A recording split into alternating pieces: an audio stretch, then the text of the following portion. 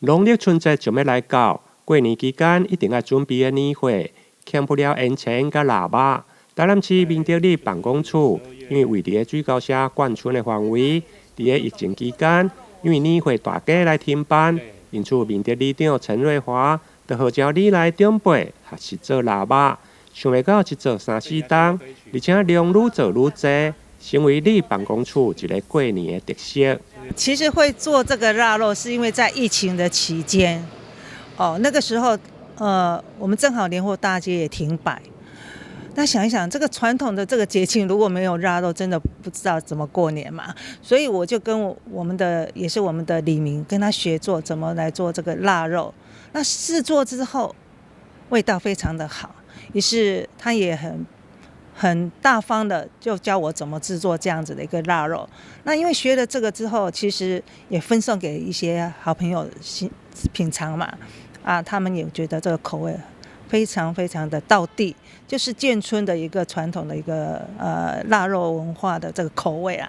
所以也因为这样，我就每年应朋友的要求是就做一点来应景，然后也分送一些给他们。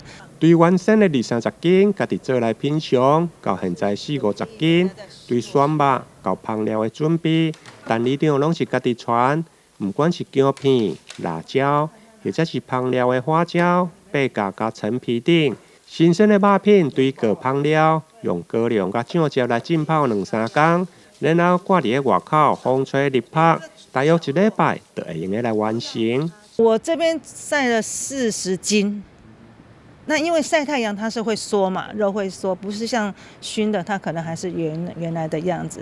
那熏的时候它收因为什么要晒太阳？可以把它的油脂把它逼出来。那我们在蒸的时候，它切片以后，它里面肉是呈现透明的，那吃起来味道是非常道地。而且我用的料是，我是很舍得用好的一个香料跟酒，我这是纯高粱酒，58度的高粱酒下去腌制，所以可以闻到酒香味道非常的浓厚。为什么要在腊月做？因为腊月的这个腊肉香肠是最好吃的，时间最对味，气候也最好。所以为什么腊月腊肉这个道理在这边。里长表示，所谓的腊肉，就是爱伫农历12月来制作，因为天气好，加上风吹，才用个制作出贯村年节的风味。加上为了惊蠓虫来沾，里长还佫将晒肉架来盖上蠓搭，兼顾卫生甲健康。第一批40斤的腊肉就将要完成，接下还佫有50斤，准备来浸泡甲吊挂。完成的腊肉除了家己食，另外里长嘛将作为馈赠亲朋好友的伴手礼。